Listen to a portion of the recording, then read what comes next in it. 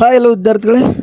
Okay, ಈ video ಏನಕ್ಕೆ ಮಾಡ್ತಾ ಇದ್ದೀನಿ ಅಂತಂದ್ರೆ ನಿಮ್ಗೆ ಗೊತ್ತಾಗಿದೆ ರಿಲೇಟೆಡ್ ಟು SNQ ಕ್ವಾಟಾ ಅಂತಂದು. ಓಕೆ, ಸೂಪರ್ ನ್ಯೂಮರಿಕಲ್ ಕ್ವಾಟಾ ಅಂತಂದು. ಸೊ ಈ ಒಂದು ಕ್ವಾಟಕ್ಕೆ ಯಾಕೆ ಇಷ್ಟೊಂದು ಬೇಡಿಕೆ ಇದೆಯಪ್ಪ ಅಂತಂದರೆ, ಸೊ ಈ ಒಂದು ಕ್ವಾಟಾದಡಿ ನಿಮ್ಗೆ ಏನಾದರೂ ಸೀಟ್ ಸಿಕ್ಕರೆ ಫೀಸ್ ಕಡಿಮೆ ಇರ್ತದೆ.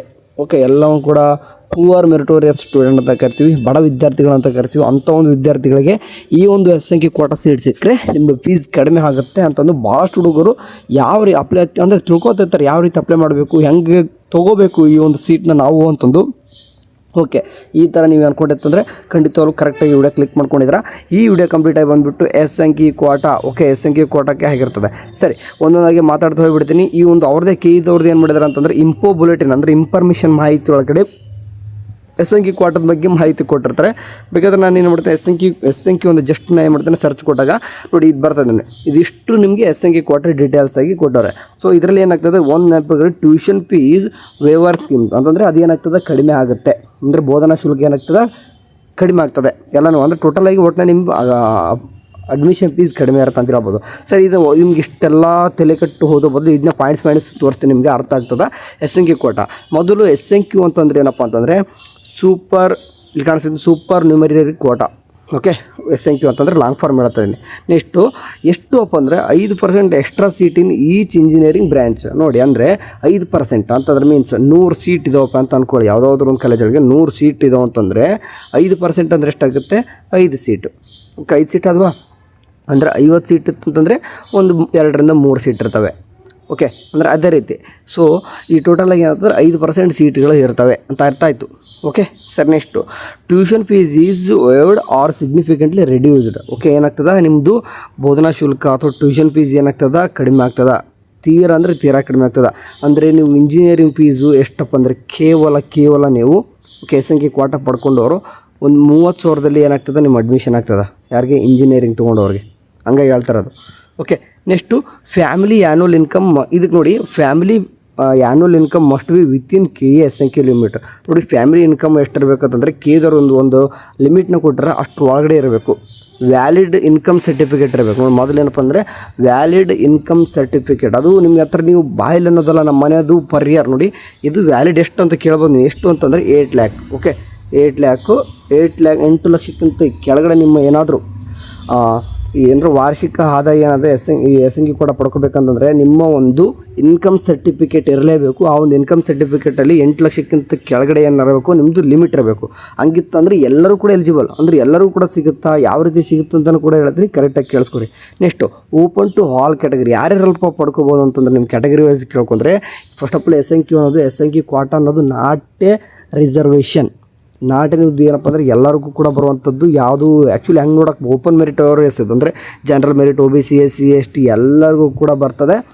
ಬಟ್ ಇದನ್ನ ನಾವೇನಂತೀವಿ ಓಪನ್ ಮೆರಿಟೋರಿಯಸ್ ಅಂತ ಕರಿತೀವಿ. ಓಕೆ, ಓಪನ್ ಕ್ಯಾಟಗರೀಸ್ ಅಂತ ಕರಿತೀವಿ. ಎಲ್ಲ ಕ್ಯಾಟಗರಿ ಕೂಡ ಬರ್ತದೆ. Okay, and KCET rank matters for seat allotment. ನೋಡಿ, ಇದು ಸಿಗಬೇಕಂತಂದರೆ KCET rank important. Okay, KCET rank important. And ಅದ್ರ ಜೊತೆಗೆ 8 ಲಕ್ಷಕ್ಕಿಂತಲೂ ಕಡಿಮೆ ನಿಮ್ದು ಏನಪ್ಪ ಅಂದರೆ ಇನ್ಕಮ್ ಇರಬೇಕು. ಓಕೆ, KCET ರ್ಯಾಂಕ್ ಯಾವ ರೀತಿ ಅಂದರೆ ಇಂಪಾರ್ಟೆಂಟ್ ಅಂತ ಕೊಟ್ಟರು ಅಂತಂದು ಹೇಳಿದ್ರೆ ನೋಡಿರಿ, SNQ seat is not guaranteed, seat are limited and separate SNQ seat allotment during counselling, not a caste reservation quota, it's a income based. Okay, ಅರ್ಥ ಆಯ್ತಾ? ಇದು ಕ್ಯಾಸ್ಟ್ ಬೇಸ್ಡ್ ಅಲ್ಲ, ಇನ್ಕಮ್ ಬೇಸ್ಡ್ ಇದು. ಓಕೆ, ಇಷ್ಟು ಆಯಿತು. ಅಂದರೆ ನೋಡಿ, ಇಲ್ಲಿ 3 ಪಾಯಿಂಟ್ಸ್ಗಳು ಕೊಟ್ಟರು. ಏನಂತಂದು ಅಂದರೆ not guaranteed, seat are limited ಅಂತ ಕೊಟ್ಟಿದ್ರು. And separate SNQ quota allotment during counselling ಆಗುವಾಗಲೇ ಏನಾಗ್ತದೆ, ಅಲಾಟ್ಮೆಂಟ್ ಆಗ್ತದೆ. ನೀವೇನಪ್ಪ ಫಾರ್ ಎಕ್ಸಾಂಪಲ್ಲು ನಿಮ್ಮೊಂದು ವೆರಿಫಿಕೇಷನ್ ಸ್ಲಿಪ್ ಬರ್ತದೆ, ಅಥವಾ ಈಗಾಗಲೇ ನಿಮ್ಮ ಅಪ್ಲಿಕೇಶನ್ ಸ್ಲಿಪ್ಪಲ್ಲೂ ಕೂಡ ನೋಡಿರ್ತಾರೆ SNQ ಅಂತ ಇನ್ನೂ ಬಂದಿಲ್ಲ ಅಂತಂದರೆ ವೆರಿಫಿಕೇಷನ್ ಸ್ಲಿಪ್ಪಲ್ಲಿ ಅಂತೂ ಬಂದಿರ್ತದೆ. SNQ ಅಂದರೆ ಸೂಪರ್ ನ್ಯೂಮರಿಕಲ್ ಕ್ವಾಟಾದೊಳಗೆ ಎಸ್ ಅಂತ ಬಂದಿರ್ತಂದರೆ ನೀವೆಲ್ಲರೂ ಕೂಡ ಎಲಿಜಿಬಲ್ ಅಪ್ಪ. ನೀವು ಯಾವ ರೀತಿ ಪಡ್ಕೋಬೇಕು, SNQ ಕ್ವಾಟಾ ಪಡ್ಕೋಬೇಕು ಕೂಡ ನಿಮಗೆ ಆಪ್ಷನ್ ಎಂಟ್ರಿ ಮಾಡ್ಬೋದು. ಆ ಥರನೂ ಕೂಡ ಹೇಳ್ತೀವಿ ನಾವು. ಬಟ್ ನಾವು ನಿಮ್ಗೆ ಒಂದು ಇದು ಏನಂತಾರೆ, ಓನ್ಲಿ ಫಾರ್ ಇಂಜಿನಿಯರಿಂಗ್ ಸ್ಟೂಡೆಂಟ್. ಒಂದು ಅರ್ಥ ಮಾಡ್ಕೊರಿ, ಇಂಜಿನಿಯರ್ ಸ್ಟೂಡೆಂಟಿಗೆ ಬರ್ತದೆ. ಮತ್ತು not applicable for bachelor of architecture admission. ಅಂದರೆ ಬ್ಯಾಚುಲರ್ ಆಫ್ ಆರ್ಕಿಟೆಕ್ಚರ್ ಸ್ಟೂಡೆಂಟಿಗೆ ಬರಲ್ಲ, ಇಂಜಿನಿಯರ್ ಸ್ಟೂಡೆಂಟಿಗೆ ಅಷ್ಟೇ ಬರ್ತದೆ. ಆ್ಯಂಡ್ ಇದರಲ್ಲಿ ಕೆಲವೊಂದಿಷ್ಟು ಹುಡುಗರು ಹೇಳ್ಬೋದು SC student can also eligible income criteria are met. ನಿಮ್ಗೆ ಏನಾದರೂ 8 ಲಕ್ಷಕ್ಕಿಂತ ಕೆಳಗಡೆ ಇದ್ದು, ಆ್ಯಂಡ್ ಅದ್ರ ಜೊತೆಗೆ ಒಂದು SC ST ಇದ್ದವ್ರಿಗೆ ನಿಮ್ಗೆ SNQ ಕ್ವಾಟಾ ಸಿಕ್ಕರೂ ಕೂಡ ನಿಮ್ಗೆ ಏನು ಕೂಡ ಫರ್ಕ್ ಬೀಳಲ್ಲ ಅಂತಲ್ಲ ಆ ರೀತಿ. ಯಾಕೆ ಅಂತಂದರೆ SC ST ಸ್ಟೂಡೆಂಟು ನೋಡಿ, ಈ ಬರೋದು SNQ ಕ್ವಾಟಾ ನೋಡಿ SC/ST ಸ್ಟೂಡೆಂಟು ನಿಮ್ಗೆ ಏನಾದರೂ ಇಂಜಿನಿಯರಿಂಗ್ ಸೀಟ್ ಸಿಕ್ಕರೆ ನಿಮ್ಗೆ ಏನಾಗ್ತದೆ ಫ್ರೀ ಆಗಿರ್ತದೆ. ಅಂದರೆ ನಿಮ್ಗೆ ಯಾವುದೇ ರೀತಿ ಫೀಸ್ ಕಟ್ಟೋಂಗೆ ಇಲ್ಲ ನೀವು. ಓಕೆ, ಇಂಜಿನಿಯರಿಂಗ್ ನೀವು ಫ್ರೀಯಾಗಿ ಕಲಿತೀರ. ಯಾಕಂದರೆ ನಿಮಗೆ ಮುಂದೆ ಸ್ಕಾಲರ್ಶಿಪ್ ಏನಾಗ್ತದೆ ಗೌರ್ಮೆಂಟ್ ಕೊಡುತ್ತೆ. ಆ ಒಂದು ಸ್ಕಾಲರ್ಶಿಪ್ನ ಕಾಲೇಜ್ ಹೊರಿಸ್ಕೊತಾರೆ. ನೀವು ಯಾವುದೇ ರೀತಿ ಕಾಲೇಜಿಗೆ ಫೀಸ್ ಕಟ್ಟೋಂಗಿಲ್ಲ, 0 ರೂಪಾಯಿ. ಓಕೆ, ನೋಡಿ ನೀವು 0 ರೂಪಾಯಿದಲ್ಲಿ ನೀವು SC ಸ್ಟೂಡೆಂಟ್ ಏನು ಮಾಡ್ತೀರಾ ಅಂತಂದರೆ ಇಂಜಿನಿಯರಿಂಗ್ ಮುಗಿಸ್ತೀರಾ. ಬಟ್ ನಿಮಗೆ ಬರ್ತಕ್ಕಂಥ ಸ್ಕಾಲರ್ಶಿಪ್ನ ಏನು ಮಾಡಬೇಕು, ಕಾಲೇಜ್ವರೆಗೆ ಕೊಡಬೇಕು. ಬಟ್ ನೀವು SC ಕೊಟ್ಟನು ಪಡ್ಕೋಬೋದಾ SC ಸ್ಟೂಡೆಂಟು? ನೋಡಿ ಪಡ್ಕೋಬೋದು. ಫಾರ್ ಎಕ್ಸಾಂಪಲ್ ನೋಡಿ, ನಿಮ್ಮ ಹತ್ರ ಕ್ಯಾಸ್ಟ್ ಇಲ್ಲಪ್ಪ, ನೋಡಿ ನೀವು SC ಸ್ಟೂಡೆಂಟ್ ಆಗಿದ್ರು ಕೂಡ ಕ್ಯಾಸ್ಟ್ ಸರ್ಟಿಫಿಕೇಟ್ ಇಲ್ಲ, ಆದರೆ ನಿಮ್ಮ ಹತ್ರ ಏನಿದೆ ಇನ್ಕಮ್ 8 ಲಕ್ಷಕ್ಕಿಂತ ಕೆಳಗಡೆ ಇತ್ತಂತಂದರೆ ನೋಡಿ, ನಿಮಗೆ ಕ್ಯಾಸ್ಟ್ ನೀವು ಏನಾದರೂ ಆ ರಿಸರ್ವೇಷನ್ ನೀವು ಏನಾದರೂ ತೊಗೊಳ್ಳೇ ಹೋದರೆ, ನೀವು SC/ST ಅಂತ ತೊಗೊಳ್ಳದೆ ಹೋದರೆ ನೀವು ಜನರಲ್ ಮೆರಿಟ್ ಅಂತ ಆಗಿಬಿಡ್ತೀರ. ಸೊ ಆಟೋಮೆಟಿಕ್ ನೀವು SC ಕೋಟಾ 8 ಲಕ್ಷಕ್ಕಿಂತ ಕೆಳಗಡೆ ಇತ್ತಂದರೆ ನೀವು ಕೂಡ ಎಲಿಜಿಬಲ್.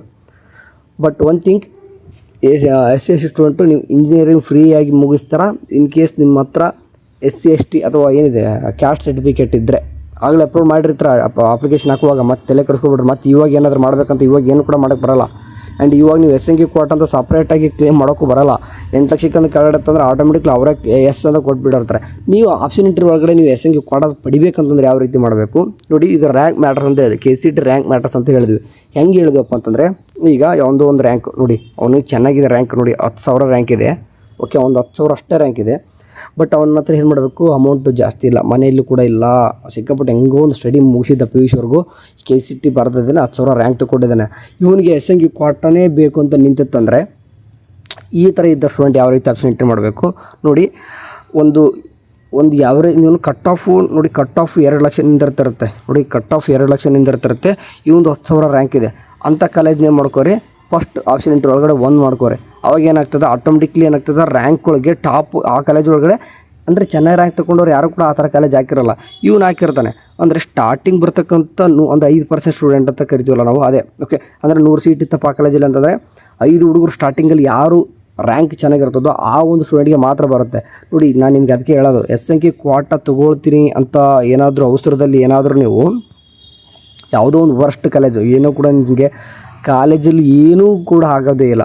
ಹೇಳಿದೆ ನನಗೆ 2 ಲಕ್ಷ ಮೇಲ್ಗಡೆ 2.5 ಲಕ್ಷ 3 ಲಕ್ಷವ್ರು ಕೂಡ ಕಟ್ ಆಫ್ ನಿಂತಿರ್ತಾವೆ. ಒಂದು 2.5 ಲಕ್ಷ ಇರ್ತಕ್ಕಂಥದ್ದು ಕಟ್ ಆಫ್ ಕಾಲೇಜನ್ನು ನೀವು ಫಸ್ಟಿಗೆ ಹಾಕೊಂಡ್ರೆ ಆ ಕಾಲೇಜ್ ನಿಮ್ಗೆ ಫಸ್ಟ್ ಖಂಡಿತವಾಗ್ಲೂ ಕೂಡ ನೀವೇ ರ್ಯಾಂಕರ್ ಆಗಿರ್ತಾರೆ ಬಿಡಿ. SC ಕೋಟಾನು ಕೂಡ ಸಿಗುತ್ತೆ. ಬಟ್ ಆ ಕಾಲೇಜ್ ನಿಮಗೆ ಫ್ಯೂಚರ್ ಕೊಡ್ತದ ಅದನ್ನು ಕೂಡ ಥಿಂಕ್ ಮಾಡಬೇಕು. ಆ್ಯಂಡ್ ಅದ್ರ ಜೊತೆಗೆ ಇನ್ನೊಂದು ಹುಡುಗರು ಇರ್ತಾರೆ, ಹುಡುಗರು ಕೂಡ ಏನು ಕೂಡ ಇರ್ತಾರೆ ನೋಡಿ. ಈಗ 10,000 ಇದ್ದರೂ ಕೂಡ ನನಗೆ SC ಕೂಡ ಮ್ಯಾಟ್ರ್ ಬೇಡ, ನನಗೆ college and course important, college important ನನಗೆ ನೋಡಿ. ಕಟ್ ಆಫ್ ಕಟ್ ಆಫೇ ಅದು ಎಷ್ಟು ನಿಂದಿರ್ತೈತೆ, 10,000 ಇರ್ತದೆ.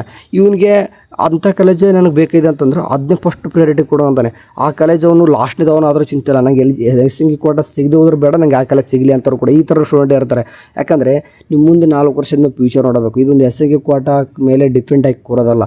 ನಾನು ಜಸ್ಟ್ ನಿಮ್ಗೆ ರಿಮೈಂಡ್ ಮಾಡ್ತೀನಿ, ನಿಮ್ಗೆ SC ಕೋಟಾನೇ ಬೇಕಂತಂದರೆ ಆಪ್ಷನ್ ಎಂಟ್ರಿ ಯಾವ ರೀತಿ ಮಾಡಿರಿ ಅಂತಲೂ ಕೂಡ ವಿಡಿಯೋ ಮಾಡ್ತೀನಿ, ಆಯಿತಾ. ಸೊ ಜಸ್ಟ್ ಥಿಂಕ್, ಆ SC ಕೋಟಾ ಅನ್ನೋದು ನಿಮಗೆ ಅವರೇ ಅಂದರೆ ಸೀಟ್ ಅಲಾಟ್ಮೆಂಟ್ ಆಗುತ್ತಲ್ವ, ಅದರಲ್ಲೇ ಬಂದಿರುತ್ತದು. ನೀವು ಸಪ್ರೇಟಾಗಿ ಹೋಗಿ ಅಪ್ಲೈ ಮಾಡೋದು, ಸಪ್ರೇಟಾಗಿ ಸೀಟ್ ಪಡ್ಕೊಳ್ಳೋಂತ ಏನೂ ಇರೋದಿಲ್ಲ. ಸೀಟ್ ಅಲಾಟ್ಮೆಂಟ್ ಏನು ನಡೀತದೋ, first round, second extend round, ಆ ಸೀಟ್ ಅಲಾಟ್ಮೆಂಟಲ್ಲಿ ಏನು ರಿಸಲ್ಟ್ ಶೀಟ್ ಇರ್ತದೋ, ಒಂದು ಅಲಾಟ್ಮೆಂಟ್ ಶೀಟ್ ಇರ್ತದೋ ಅದರಲ್ಲೇ ಸೀಟ್ ಅಲಾಟ್ಮೆಂಟ್ ನಿಮ್ಗೆ ಕೊಟ್ಬಿಡ್ತಾರೆ. ಸೀಟ್ ಅಲಾಟ್ಮೆಂಟ್ ಯಾವ ರೀತಿ ಅಂತಂದು ಅದು ನೀವು ಫಾರ್ ಎಕ್ಸಾಂಪಲ್ OBCನ, SCನ, SCRನ, OBC ಅಂದರೆ OBC ಇದರಲ್ಲಿ ಸ್ಟೂಡೆಂಟ್ ಮತ್ತು ಭಾಳ ಡಿಫ್ರೆಂಟ್ ಇರ್ತಾರೆ. 3Bನ ಅಂದರೆ ಕ್ಯಾಟಗರಿ ಅಲಾಟ್ಮೆಂಟ್ ಅಂತ ಕೊಟ್ಟಿರ್ತಾರೆ. ಅದರಲ್ಲಿ SC ಕೋಟಾನು ಕೂಡ ಕ್ಯಾಟಗರಿ ಅಲಾಟ್ಮೆಂಟ್ ಒಳಗಡೆ SC ಅಲಾಟ್ಮೆಂಟ್ ಅಂತಲೂ ಕೂಡ ಇರ್ತದೆ. ಓಕೆ, ಸೊ ಅರ್ಥ ಆಯ್ತು ಅಂತ ಅನ್ಕೋತೀನಿ. ಅಂದರೆ SC related to only for ಏನಪ್ಪ ಅಂತಂದರೆ who are meritorious student less than 8 lakh and best KCT rankers ಅಂದರೆ. ಆ್ಯಂಡ್ ಅದ್ರ ಜೊತೆಗೆ ನೀವು ಆಪ್ಷನ್ ಎಂಟ್ರಿ ಕೂಡ ಇಂಪಾರ್ಟೆಂಟ್ ಮಾಡೋದು ಕೂಡ ಹೇಳ್ದಂಗೆ ನಾನು ನಿಮಗೆ ಹೇಳಿಬಿಡ್ತೀನಿ. ಈಗ ಹೇಳಿದೆ ನಾನು 10,000 ರ್ಯಾಂಕ್ ಇಟ್ಕೊಂಡಿದ್ದೆ, 2.5 ಲಕ್ಷ ಕಟ್ ಆಫ್ ನಿಂದಿರ್ತಿದೆ ಯಾವುದೋ ಒಂದು ಕಾಲೇಜು, ಅದನ್ನೇ ಆಪ್ಷನ್ ಎಂಟ್ರಿ ಒಳಗೆ ಪ್ರಿಯಾರಿಟಿ ಕೊಡ್ತಿದ್ದಾನೆ. ಅದು 3 ಲಕ್ಷ ನಿಲ್ತಿದೆ, ಅದನ್ನೇ ಆಪ್ಷನ್ ಎಂಟ್ರಿ ಪ್ರಿಯಾರಿಟಿ 2 ಕೊಡ್ತಿದ್ದಾನೆ. ಅಥವಾ ಪ್ರಿಯಾರಿಟಿ ಅದನ್ನೇ ಒಂದು ಕೊಟ್ಟಿದ್ದಾನೆ ಅನ್ಕೋರಿ. ಅವಾಗ ಏನಪ್ಪ ಆಗ್ತದೆ, ನೀವು ಅದು ಸಿಗುತ್ತೆ ನಿಮ್ಗೆ SC ಕೋಟಾನು ಕೂಡ ಸಿಗುತ್ತೆ. ಬಟ್ 4 ವರ್ಷ ಆದಮೇಲೆ ನಿಮ್ಮ ಫ್ಯೂಚರ್ ಹೆಂಗೆ ಇರ್ತದೆ ನಿಮಗೆ ಬಿಟ್ಟಿದ್ದು. ಓಕೆ, ಅರ್ಥ ಆಯ್ತಾ. ಸೊ ಇದಿಷ್ಟು SC ಕೋಟಾ ಬಗ್ಗೆ ಇವತ್ತು ಹೇಳ್ಬೇಕನ್ನಿಸಿತ್ತು, ಇಷ್ಟು ಹೇಳಿದ್ದೀನಿ, ಅರ್ಥ ಆಯಿತು ಅಂದ್ಕೊಂಡಿರ್ತೀನಿ. ಇನ್ನೂ ಕೂಡ ಏನಾದರೂ ಅರ್ಥ ಇಲ್ಲ ಅಂತಂದರೆ ಕಮೆಂಟಲ್ಲಿ ಹಾಕಿ ನಿಮಗೆ ಆನ್ಸರ್ ಮಾಡೋಂಥ ಪ್ರಯತ್ನ ಮಾಡ್ತೀನಿ. Thank you, next day bye.